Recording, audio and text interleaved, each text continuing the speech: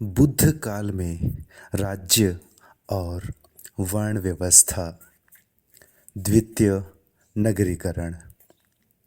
पाली ग्रंथों और संस्कृत सूत्र साहित्य के साथ पुरातत्व सामग्री के आधार पर उत्तर भारत, खासकर पूर्वी उत्तर प्रदेश और बिहार के भौतिक जीवन की तस्वीर खींची जा सकती है।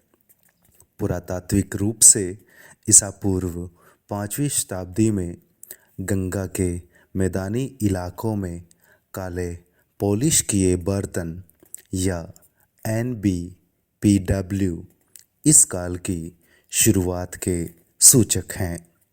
इस दौरान मिट्टी के बर्तन बहुत चिकने और चमकीले किस्म के होते थे।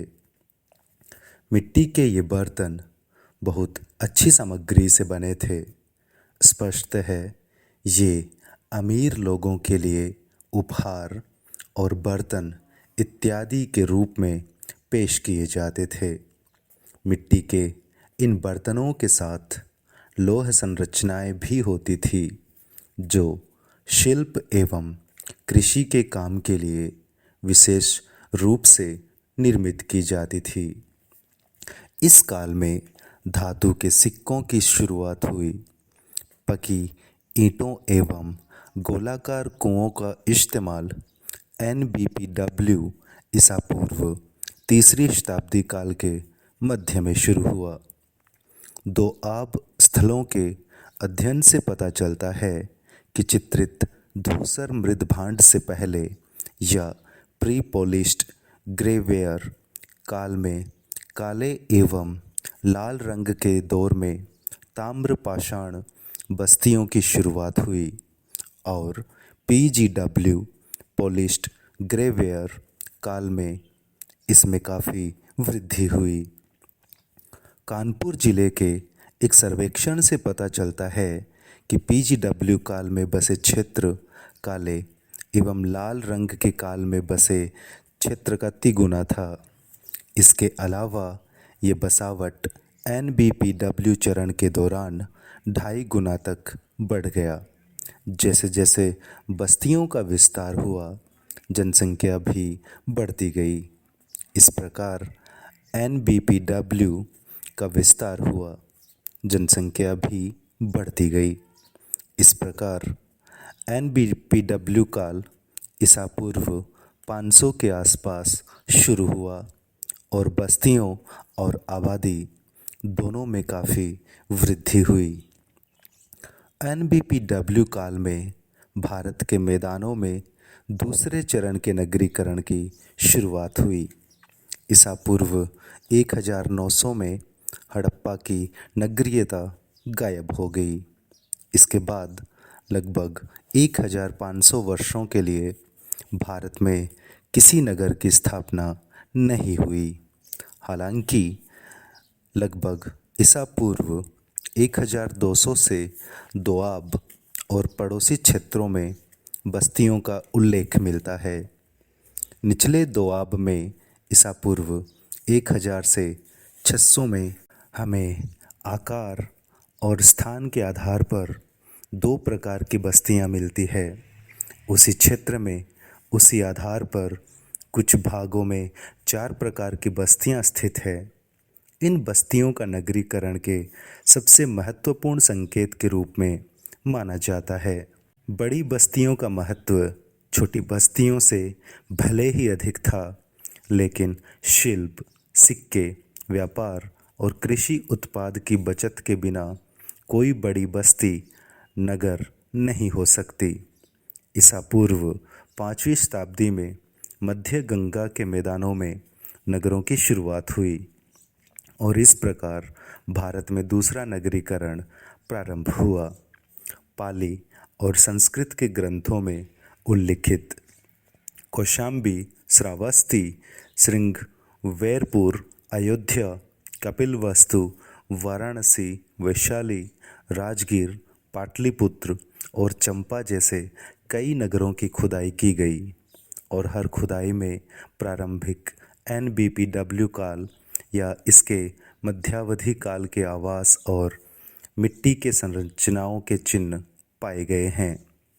पटना में लकड़ी के पाट पाए गए हैं और यह संभवतः मौर्य काल से पहले के हैं। ईसा पूर्व 7वीं या 6ठी शताब्दी से संबंधित मध्य गंगा के मैदानी इलाकों में ये लकड़ी के प्राचीनतम अवशेष हैं। अधिकतर घर मिट्टी की ईंटों और लकड़ियों से बने होते थे, जो मध्य गंगा के मैदानों के नम वातावरण में स्वतः विघटित हो जाते थे। हालांकि पाली ग्रंथों में 7 मंजिले महलों का उल्लेख है, ये अभी तक कहीं नहीं पाए गए हैं। अभी तक जिन संरचनाओं की खुदाई हुई है वे सामान्यतः प्रभावी नहीं है। हालांकि अन्य अवशेषों को साथ मिलाकर देखने पर वे PGW बस्तियों की तुलना में काफ़ी अधिक आबादी वाले दिखते हैं। कई नगर सत्ता के केंद्र होते थे। उनके उद्भव के कारण जो भी हो, किंतु वे अंततः बाजार में परिणत हो गए, जहां कारीगर और व्यापारी बस गए। भागलपुर के निकट चंपानगर को प्राकृत ग्रंथ में वनियागामा कहा जाता है, जिसका अर्थ व्यापारियों की बस्ती है।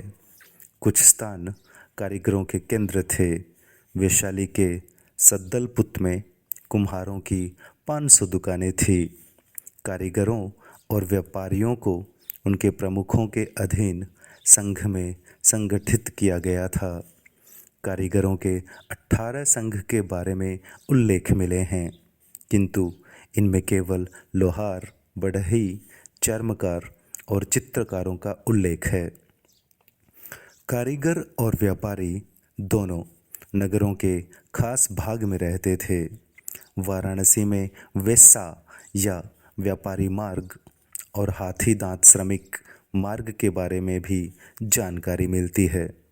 इस तरह संघ व्यवस्था और स्थानीकरण के सुदृढ़ीकरण से शिल्प में विशेषज्ञता विकसित हुई। सामान्यतः कारीगरी आनुवांशिक थी और बेटे अपने पिता से पारिवारिक पेशा सीखते थे। शिल्प के उत्पादों को व्यापारियों द्वारा दूर दूर तक ले जाता था। बार बार 500 बैलगाड़ी सामानों का उल्लेख मिलता है। इनमें वस्त्र, हाथी दांत की वस्तुएं, बर्तन जैसे कई सामान होते थे। इस दौरान सारे महत्वपूर्ण नगर नदी किनारे और व्यापार मार्गों में स्थित और एक दूसरे से जुड़े थे। श्रावस्ती नगर कौशाम्बी और वाराणसी दोनों से जुड़ा हुआ था। बुद्ध काल में श्रावस्ती व्यापार का एक मुख्य केंद्र माना जाता था। श्रावस्ती मार्ग पूर्व और दक्षिण में कपिलवस्तु और कुशीनारा या कासिया से होकर वैशाली से जुड़ता था। व्यापारी पटना के नज़दीक गंगा पार करते थे और राजगीर जाते थे और इस नदी के माध्यम से चंपा भी जाते थे। जातक की कहानियों की माने तो कौशल और मगध के व्यापारी उत्तर में मथुरा होते हुए तक्षशिला जाते थे। ऐसे ही वे मथुरा से दक्षिण और पश्चिम की तरफ उज्जैन और गुजरात के तट पर पहुंच जाते थे। व्यापार के लिए मुद्राओं का इस्तेमाल होता था। ईसा पूर्व 7वीं शताब्दी में एशिया माइनर में लीडिया में किसी राजा की मुहर लगे सिक्के या धातु के पैसे का आविष्कार हुआ। भारत में पहली बार यह कैसे आया स्पष्ट नहीं है। वैदिक ग्रंथों में सिक्कों को निषक और सतमन कहा जाता था, लेकिन वे धातु से बनी मूल्यवान वस्तुएं समझी जाती थी। ऐसा लगता है कि वैदिक काल में वस्तु विनिमय से व्यापार संचालित होता था और बुद्ध के पूर्व काल में विनिमय के रूप में पारस्परिक उपहार की व्यवस्था थी। कभी कभी मवेशियों का इस्तेमाल मुद्रा के रूप में होता था। गौतम बुद्ध के समय में सबसे पहले धातु के सिक्के मिले हैं।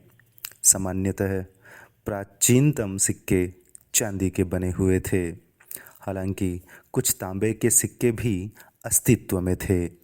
उन्हें पंच चिन्ह कहा जाता है क्योंकि चांदी और तांबों के टुकड़ों पर पहाड़, पेड़, मछली, बैल, हाथी और अर्धचंद्र जैसी कोई आकृति छपी होती थी।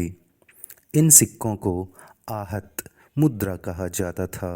मौर्य काल या उसके बाद के सिक्कों में विभिन्न धातुओं का भी इस्तेमाल किया जाता था। पूर्वी उत्तर प्रदेश और मगध में सबसे पहले सिक्कों का संग्रह पाया गया है। हालांकि तक्षशिला में भी कुछ प्राचीन सिक्के पाए गए हैं। पाली ग्रंथों में मुद्राओं के भरपूर उपयोग के संकेत मिलते हैं और ये दर्शाते हैं कि मजदूरी के भुगतान और क्रय विक्रय हेतु सिक्कों का इस्तेमाल होता था। मुद्रा का इस्तेमाल इतना सार्वभौमिक हो गया था कि मरे हुए चूहे अब तक का भी मूल्य इसी से आंका जाता था। ईसा पूर्व 300 में पूर्ण नगरीकरण से जनसंख्या में काफ़ी वृद्धि हुई। अनुमान लगाया जाता है कि पाटलिपुत्र में 2,70,000, मथुरा में 60,000, विदिशा या आधुनिक बेसनगर एवं वैशाली में 48,000, कौशाम्बी और पुराने राजगीर में 40,000 और उज्जैन में 38,000 लोग रहते थे। इससे पहले इतनी बड़ी आबादी में लोग एक साथ नहीं मिलते हैं। नगरीकरण से राज्य, व्यापार और पढ़ने लिखने को बढ़ावा मिला। हड़प्पा संस्कृति के अंत के बाद शायद अशोक के शासन से कुछ शताब्दी पहले ही लेखन शुरू हुआ। प्राचीनतम दस्तावेज शायद नष्ट हो गए क्योंकि वे लकड़ी के छालों और ऐसे ही खराब होने वाली सामग्री पर लिखा गया था। लेखन ने न केवल कानूनों और अनुष्ठानों को संकलित किया बल्कि बही खाता पद्धति भी शुरू हुई, जो व्यापार, कर संग्रह और बड़ी सैन्य शक्ति के रखरखाव की जानकारी के लिए बहुत आवश्यक था। इस काल में परिष्कृत माप यानी सूक्ष्म माप से संबंधित ग्रंथ, सूल्व सूत्र लिखे गए, जो कि खेतों एवं घरों के सीमांकन में सहायक सिद्ध हुए। इससे पता चलता है कि लिखने का प्रचलन समाज में आ चुका था। ग्रामीण अर्थव्यवस्था। यद्यपि NBPW काल के ग्रामीण बस्तियों की खुदाई नहीं हो पाई है, बिहार के मैदानों और पूर्वी एवं मध्य उत्तर प्रदेश में 400 से अधिक स्थानों पर इस काल के बर्तन के टुकड़े पाए गए हैं। हालांकि NBPW मध्य प्रदेश और महाराष्ट्र में भी फैले थे। हम एक मजबूत ग्रामीण आधार के बिना मध्य गंगा के मैदानों में शिल्प, वाणिज्य और नगरीकरण की शुरुआत के बारे में नहीं सोच सकते। बगैर कर, नजराना और पर्याप्त राजंश के नगरों में राजा, पुरोहित, कारीगर, व्यापारी, प्रशासक, सैन्यकर्मी और कई अन्य का जीवन संभव नहीं था। गांव में रहने वाले किसानों को नगरों में बसे लोगों को खिलाना पड़ता था। बदले में कारीगरों और नगरों में रहने वाले व्यापारी उन्हें संसाधन, कपड़ा इत्यादि उपलब्ध करवाते थे। उल्लेख है कि एक ग्रामीण व्यापारी ने एक शहरी व्यापारी को 500 हल दिए, जो स्पष्टतः लोहे के थे। NBPW काल में कौशाम्बी में कुल्हाड़ियों, चाकू, उस्तरा, कील, हंसिया आदि लोहे के औजारों की खोज की गई है। उनमें से बड़ी संख्या ईसा पूर्व 5वीं या 4वीं शताब्दी के आसपास की परतों से संबंधित है और वे संभवतः उन किसानों के उपयोग के लिए थी जो उन्हें नगद मूल्य या उसकी कीमत चुकाकर प्राप्त करते होंगे। पाली ग्रंथों में कई गांवों का उल्लेख है। कस्बे प्राय गांवों के समूहों के बीच स्थित होते थे। ऐसा लगता है कि सभी ग्रामीण छोटी बस्तियां, जिसमें ज़्यादातर लोग बस्ती के बाहर स्थित अपनी कृषि भूमि के आसपास बसे होते थे। सबसे पहले गौतम बुद्ध काल के में मध्य गंगा के मैदानों में स्थापित हुई। पाली ग्रंथों में 3 प्रकार के गांवों का उल्लेख है। पहली श्रेणी में विभिन्न जातियों और समुदायों के रहने वाले गांव शामिल थे। इन गांवों की संख्या काफ़ी ज़्यादा थी और प्रत्येक गांव का नेतृत्व भोजक नामक मुखिया करता था। दूसरे में उपनगरीय गांव थे जो शिल्प प्रधान गांव थे। उदाहरणार्थ वाराणसी के आसपास कारीगर गांव या रथ निर्माता गांव स्थित था। जाहिर है कि ये गांव अन्य गांवों के लिए बाजार का काम करते थे और नगरों को गांवों से जोड़ते थे। तीसरी श्रेणी में सीमावर्ती गांव आते थे जो ग्रामीण इलाकों की बाहरी सीमा पर जंगलों से सटकर स्थित थे।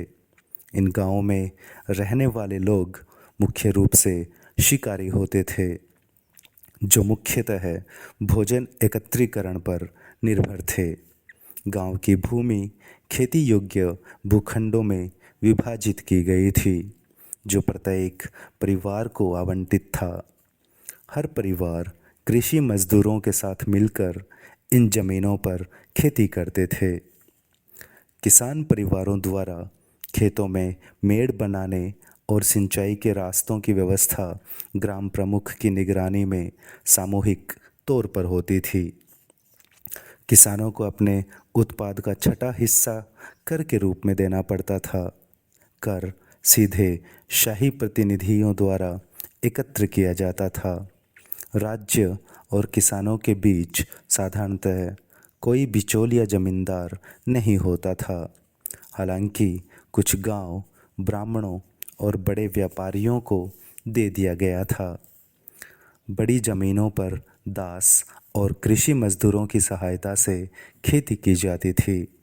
समृद्ध किसानों को गृहपति कहा जाता था जो लगभग वेश्य के समान स्थित के थे।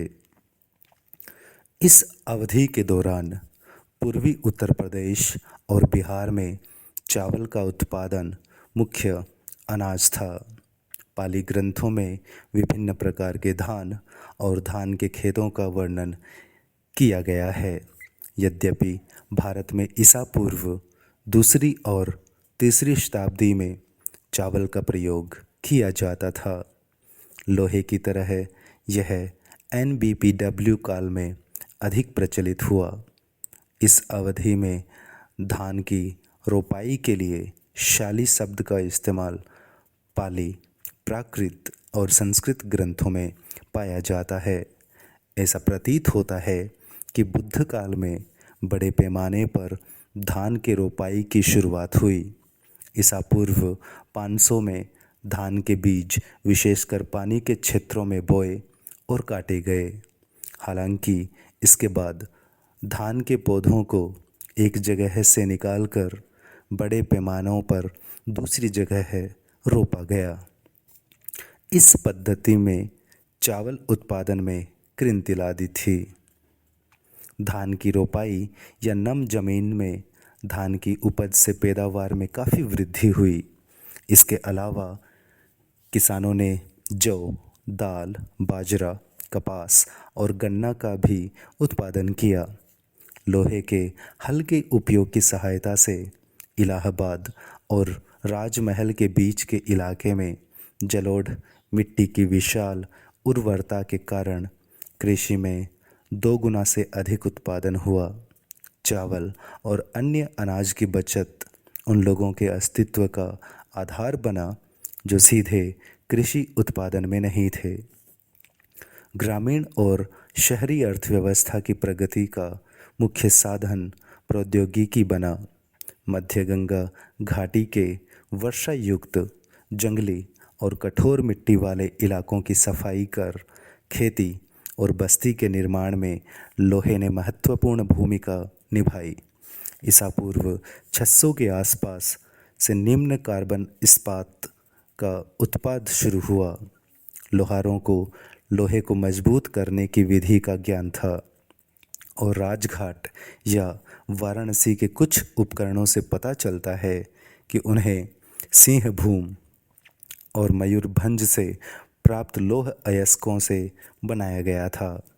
प्रतीत होता है कि लोग भारत में सबसे अच्छी लौह खानों से परिचित हो चुके थे, जिससे कला और कृषि के लिए उपकरणों की आपूर्ति सुनिश्चित की गई। पाली ग्रंथों के अध्ययन और भौतिक रूप से प्राप्त अवशेषों से अर्थव्यवस्था की जो तस्वीर उभरती है वह पश्चिमी उत्तर प्रदेश के उत्तर वैदिक काल की ग्रामीण अर्थव्यवस्था से बहुत अलग है। यह बिहार एवं उत्तर प्रदेश के ताम्रपाषाण युगीन समुदायों की अर्थव्यवस्था से भी बहुत अलग है। पहली बार एक उन्नत खाद्य उत्पादन केंद्रित अर्थव्यवस्था मध्य गंगा के मैदानी इलाकों की जलोढ़ जमीन पर फैली और फिर यहाँ शहरी अर्थव्यवस्था की शुरुआत हुई। यह ऐसी अर्थव्यवस्था थी जो न केवल उत्पादकों बल्कि उन लोगों को भी जीवन यापन का आधार प्रदान किया जो न किसान थे न कारीगर। इसने करों का संग्रह किया और दीर्घकालिक आधार पर सेनाओं के रखरखाव को संभव बनाया और ऐसी परिस्थितियां बनाई जिनमें बड़े क्षेत्रीय राज्यों का गठन और स्थायी संचालन संभव हुआ। प्रशासनिक प्रणाली। यद्यपि हम इस काल के कई राज्यों के बारे में सुनते हैं, किंतु शक्तिशाली बनकर केवल कौशल और मगध ही उभरे। आनुवंशिक रूप से क्षत्रिय शासकों द्वारा शासित दोनों राज्यों का विस्तार हुआ। बुद्ध के पिछले जन्मों से संबंधित कहानियों या जातक कहानियों से पता चलता है कि दमनकारी राजाओं और उनके मुख्य पुजारियों को लोगों द्वारा निष्कासित कर दिया जाता था और नए राजाओं को लाया जाता था। हालांकि निष्कासन के उदाहरण निर्वाचन जितने ही कम थे, राजा सर्वोच्च शक्ति होता था और उसे विशेष संरक्षण और सुरक्षा प्राप्त थी। वह केवल बुद्ध के कद जैसे महान लोगों के सामने थोड़ा नम्र रहता था या झुकता था। राजा मुख्य रूप से युद्ध का नेतृत्व करता था, जो अपने साम्राज्य को एक विजय से दूसरे विजय के जरिए बढ़ाता था। इसका चित्रण बिंबिसार और अजातशत्रु के जीवन काल के माध्यम से अच्छी तरह किया गया है। राजा एक क्रमबद्ध श्रेणी में निम्न और उच्च दोनों अधिकारियों की सहायता से शासन करता था। उच्च अधिकारियों को महामात्र कहा जाता था। मंत्री, सेनानायक, न्यायाधीश, मुख्य लेखपाल और शाही हरम के प्रमुख रूप के विभिन्न कार्यों को संचालित करते थे। संभवतः कुछ राज्यों के आयुक्त वर्ग के अधिकारी भी इसी तरह के कार्य करते थे। मंत्रियों ने प्रशासन में महत्वपूर्ण भूमिका निभाई। मगध के वर्षकार और कौशल के दीर्घचारायण बेहद सफल और प्रभावशाली मंत्री साबित हुए। वर्षकार ने वैशाली में लिच्छवियों के अधिकारियों में फूट डाली और लिच्छवी गणराज्य पर अजातशत्रु को जीत दिलाई। दीर्घचारायण ने कौशल के राजा की काफ़ी सहायता की।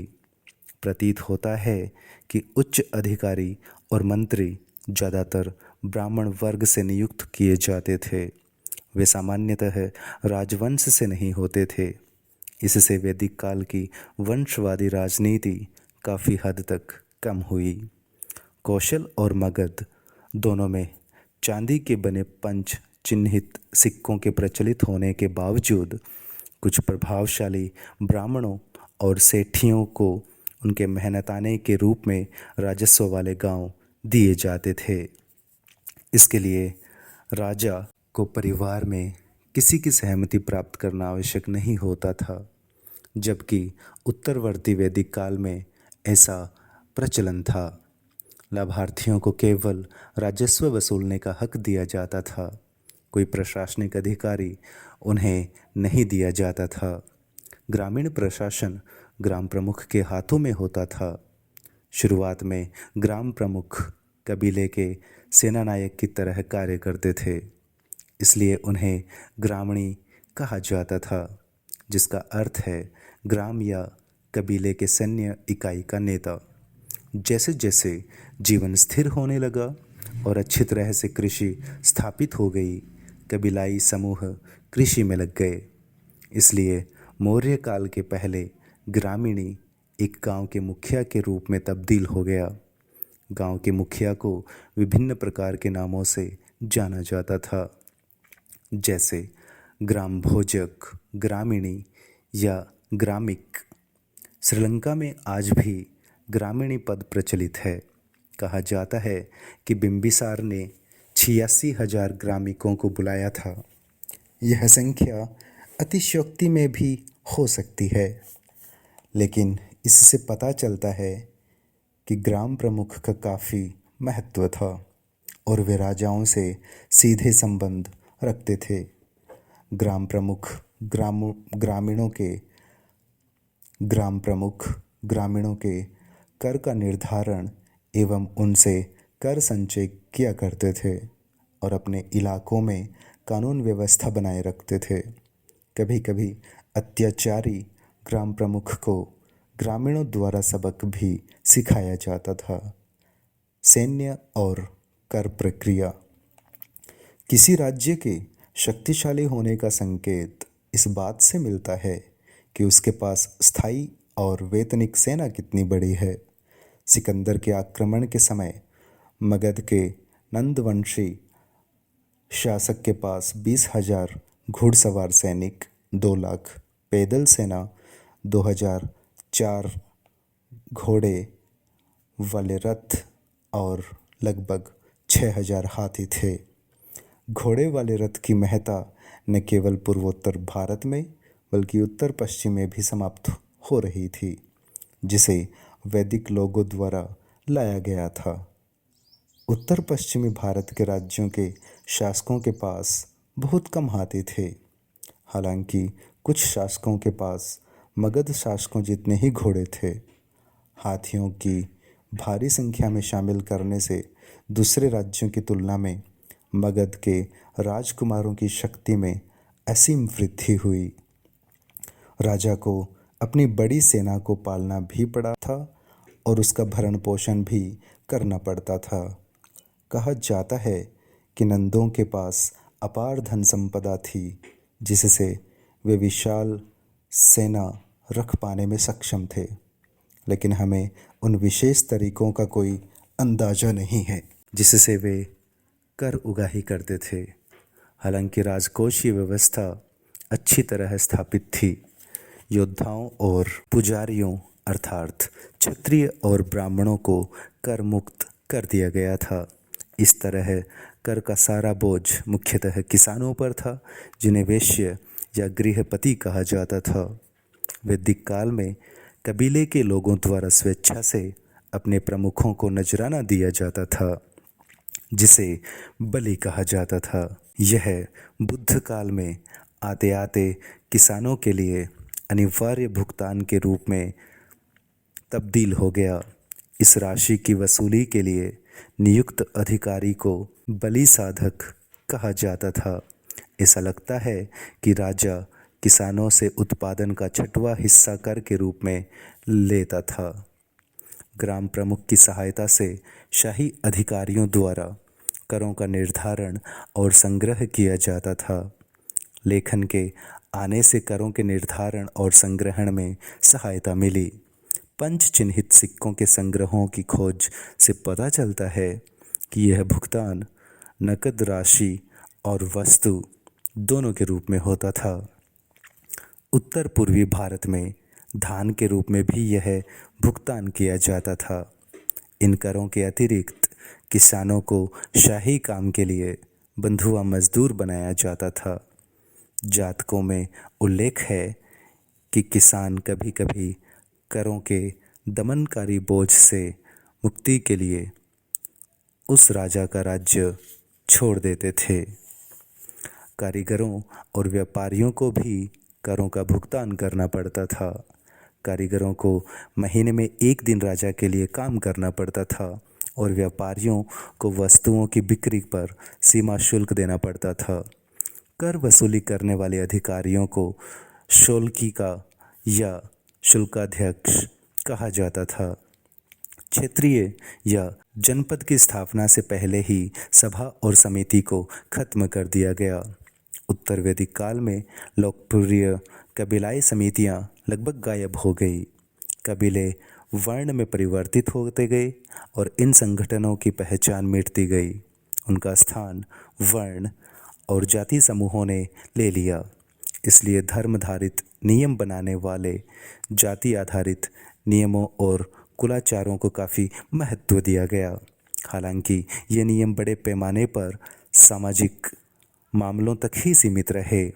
लोकप्रिय जन समितियां केवल छोटे राज्यों में ही सफल हो सकती थी, जहां कबीले के सदस्यों को आसानी से एकत्र किया जा सकता था, जो वैदिक काल में संभव हो पाता था। कौशल और मगध के बड़े राज्यों के उद्भव के साथ विभिन्न सामाजिक वर्गों और साम्राज्यों के विभिन्न हिस्सों से आए लोगों के लिए बड़ी सभाओं में भाग लेना संभव नहीं था। आवागमन और संचार की मुसीबतों के चलते ऐसी नियमित बैठकें संभव नहीं रह गई। इसके अलावा कबायली होने के नाते नए राज्यों में रहने वाले कई गैर वैदिक कबीलों की सभाओं को जगह नहीं मिल पाई। इसलिए बदली हुई परिस्थितियां पुरानी सभाओं को जारी रखने के अनुकूल नहीं थी। उन्हें एक छोटी सी इकाई परिषद से प्रतिस्थापित किया गया, जिसमें विशेषकर ब्राह्मण ही हिस्सा लेते थे। इस समय तक सभाएं अस्तित्व में थी, लेकिन राजशाही में ऐसा नहीं था। वे शाक्य, लिच्छवी जैसे छोटे गणतांत्रिक राज्यों में ही बची हुई थी। गणतांत्रिक प्रयोग। शासन की गणतांत्रिक प्रणाली या तो सिंधु घाटी में थी या पूर्वी उत्तर प्रदेश और बिहार में हिमालय की तराई में। सिंधु घाटी में पाए गए गणराज्य वैदिक कबीलों के अवशेष हो सकते हैं। यद्यपि यह भी संभव है कि कुछ गणराज्यों ने राजशाही को अपना लिया हो।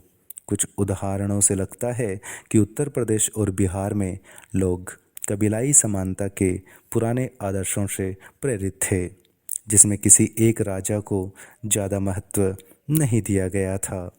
गैर राजशाही वाले गणतंत्रों की राज्यों की बात पाणिनि और पाली ग्रंथ दोनों करते हैं। पाणिनि के अनुसार जनपद या क्षेत्रीय राज्य आमतौर पर एक राजा या एक राजा के नेतृत्व में होता था। वे 19 ऐसे जनपदों का उल्लेख करते हैं जो एक राजा वाले थे। साथ ही वे ऐसे संघ या बहुशासक जनपदों के बारे में बात करते हैं जो गणराज्य थे। गणराज्यों में वास्तविक शक्ति कबीले के कुलीन वर्गों के हाथों में थी। शाक्यों और लिच्छवियों के गणराज्यों में शासक वर्ग एक ही वंश और वर्ण के होते थे। यद्यपि वैशाली के लिच्छवियों के मामले में 7707 राजाओं ने मोतोहाल की सभा में हिस्सा लिया। इस संदर्भ में ब्राह्मणों का उल्लेख नहीं है। उत्तर मौर्य काल में मालवाओं और शूद्रकों के गणराज्यों में क्षत्रिय और ब्राह्मणों को ही नागरिकता दी गई, लेकिन दासों और मजदूरों को इससे बाहर रखा गया। पंजाब के व्यास नदी पर स्थित एक राज्य में सदस्यता केवल उन लोगों को मिल सकती थी जो राज्य को कम से कम एक हाथी दे सकते थे। सिंधु घाटी के कुलीन वर्ग की यही विशेषता थी। शाक्यों और लिच्छवियों की प्रशासनिक प्रणाली सरल थी। इसमें राजा, उपराजा या उपाध्यक्ष, सेनापति या कमांडर और भंडाग्रिक या कोषाध्यक्ष शामिल थे। लिच्छवियों के गणराज्य में एक ही मामले की सुनवाई 7 स्तरों पर क्रमिक रूप से होने की बात कही गई है। लेकिन सचमुच ऐसा होना संभव नहीं जान पड़ता। बुद्ध काल में कुछ ऐसे राजा थे जहां वंशानुगत राजाओं के शासन की प्रथा नहीं थी, बल्कि लोग जनसभाओं के प्रति उत्तरदायी होते थे। इस प्रकार पुराने गणराज्यों में रहने वाले लोग राजनीतिक सत्ता की साझेदारी में समान भले न रहे हों, किंतु राज्य में गणतांत्रिक परंपरा बुद्ध काल के समय से ही मिलती है। गणराज्य राजशाही से कई मायने में अलग थे। राजशाही में किसानों से राजस्व पाने का अधिकार सिर्फ राजा को था, लेकिन गणराज्यों में यह अधिकार गण या गोत्र के मुखिया को था, जो राजन के रूप में जाना जाता था। अपने भंडारण और प्रशासन तंत्र को बनाए रखने की व्यवस्था 7,707 लिच्छवी राजनों में से प्रत्येक के पास थी। इतना ही नहीं, हर राजशाही के पास अपनी स्थायी सेना थी और किसी भी व्यक्ति या व्यक्तियों के समूहों को शस्त्र रखने की अनुमति नहीं थी। कबायली कुलीन तंत्र में प्रत्येक राजा को अपने सेनापति के अधीन छोटी सेना रखने की स्वतंत्रता थी, ताकि वे एक दूसरे का मुकाबला कर सकें। राजशाही में ब्राह्मणों का बहुत प्रभाव था, लेकिन प्राचीन गणराज्यों में उनका कोई स्थान नहीं था। इसीलिए उन्होंने अपने कानून की किताबों में इन राज्यों का उल्लेख बहुत कम किया और इस तरह के राज्य को मान्यता नहीं दी। अंततः राजशाही और गणतंत्र के बीच मुख्य अंतर यही था, जो एक व्यक्ति शासन और समूह शासन में होता है। गणतंत्र कुलीन तंत्र की सभाओं के नेतृत्व में संचालित होता था, लेकिन राजशाही एक व्यक्ति के नेतृत्व में। मौर्य काल से गणतांत्रिक परंपरा कमजोर हो गई। पूर्व मौर्य काल में भी राजशाही कहीं अधिक मजबूत और प्रचलित थी। प्राचीन विचारकों और चिंतकों ने राजशाही को शासन का सबसे अहम और महत्वपूर्ण स्वरूप माना। उनके लिए राज्य, शासन और राजा का एक अर्थ एक ही था। चूंकि बुद्ध काल में राज्य अच्छी तरह से स्थापित हो चुका था, इसलिए विचारकों ने इसके उदय पर अनुमान लगाने लगे। पाली के सबसे पुराने बौद्ध ग्रंथों में से एक दीघ निकाय से पता चलता है कि प्राचीनतम स्थिति में लोग खुश रहते थे। धीरे धीरे उन्होंने निजी संपत्ति अर्जित करना शुरू की और अपनी पत्नियों के साथ घर बसाना शुरू किया। इससे संपत्ति और महिलाओं के लिए झगड़ा शुरू हो गया। इस तरह के झगड़े को खत्म करने के लिए उन्होंने एक ऐसे प्रमुख का चुनाव किया जो कानून और व्यवस्था बनाए रखे और लोगों की रक्षा करे। इसके बदले में लोगों ने उस प्रमुख को धान उत्पादन का एक हिस्सा देने का वादा किया। यह प्रमुख राजा कहलाया और इस तरह से शासन या राज्य की उत्पत्ति हुई। सामाजिक वर्गीकरण और विधान। भारत में विधि, नियम और न्याय व्यवस्था का उद्भव इसी काल में हुआ। पहले लोग कबीले के कानून से शासित होते थे, जिसमें किसी तरह का कोई वर्ग भेद नहीं था। लेकिन इस काल तक कबीलाई समुदाय 4 वर्णों में बंट गया: ब्राह्मण, क्षत्रिय, वैश्य और शूद्र। इसलिए धर्म ग्रंथों ने चारों वर्णों के कर्तव्यों का निर्धारण किया। नागरिक कानून या सिविल लॉ और आपराधिक कानून या क्रिमिनल लॉ वर्ण विभाजन के आधार पर बने। जो वर्ण जितना ऊंचा था वह उतना शुद्ध था और नागरिक एवं आपराधिक कानून के तहत उच्च वर्ण से श्रेष्ठ नैतिक आचरण की अपेक्षा की जाती थी। शूद्रों पर सभी प्रकार की असुविधाएं थोपी गई थी। वे धार्मिक और कानूनी अधिकारों से वंचित थे और समाज में निम्नतम स्थान पर धकेल दिए गए थे। उपनयन या जनेऊ संस्कार का अधिकार उन्हें नहीं दिया गया था।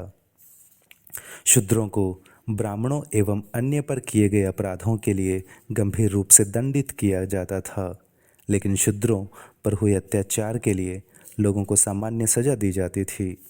कानूनविदों ने इस कल्पना को फैलाया कि शूद्र विधाता के चरण से पैदा हुए हैं, इसलिए उच्च वर्णों के सदस्य, विशेषकर ब्राह्मणों ने शूद्रों की संगति, उनका स्पर्श किया भोजन और उनके साथ विवाह से इनकार कर दिया। उच्च पदों पर शूद्र को नियुक्ति नहीं किया जा सकता था। इससे भी अधिक महत्वपूर्ण था कि उन्हें विशेष रूप से द्विजों के दास, कारीगर और कृषि मजदूर के रूप में सेवा करने को कहा गया था। शूद्र की स्थिति में जैन और बौद्ध धर्म भी कोई खास परिवर्तन नहीं ला सके। हालांकि उन्हें नई धार्मिक व्यवस्था में लाया गया, लेकिन उनकी सामान्य स्थिति वही बनी रही। कहा जाता है कि गौतम बुद्ध ब्राह्मण, क्षत्रिय और गृहपतियों या गृहस्थों की सभाओं में जाते थे, लेकिन इस संदर्भ में शूद्रों की सभाओं का कोई उल्लेख नहीं मिलता। चांडाल सहित 10 निम्नतर कलाओं और जातियों का उल्लेख पाली ग्रंथों में है। उन्हें हीन कहा जाता है, जिसका अर्थ है गरीब, तुच्छ और नीच। इसके विपरीत क्षत्रिय और ब्राह्मण को उत्तम या श्रेष्ठ जाति का कहा जाता है। धर्मशास्त्रों में निर्धारित सिविल और आपराधिक कानून शाही अधिकारियों द्वारा संचालित होता था, जिसमें कोड़े मारने, सर कटवा देने, जीभ काट लेने जैसी कठोर सजाएं थी। कई मामलों में अपराधों की सजा बदले की धारणा से दी जाती थी, जैसे कि दांत के लिए दांत और आँख के लिए आँख। हालांकि कानून तैयार करते समय ब्राह्मणों ने नियम या विधि के ग्रंथों से अलग अलग वर्णों की सामाजिक स्थिति को ध्यान में रखा। उन्होंने गैर वैदिक कबीलाई समूहों के रीति रिवाजों को अनदेखा नहीं किया। उनके रीति रिवाज भी धीरे धीरे स्वतः ब्राह्मणवादी सामाजिक व्यवस्था में समा गए। इनमें से कुछ मूल कबीलाओं के सामाजिक उद्भव की कहानी गढ़ दी गई और उन्हें अपने ही रीति रिवाज से शासित होने की छूट दी गई।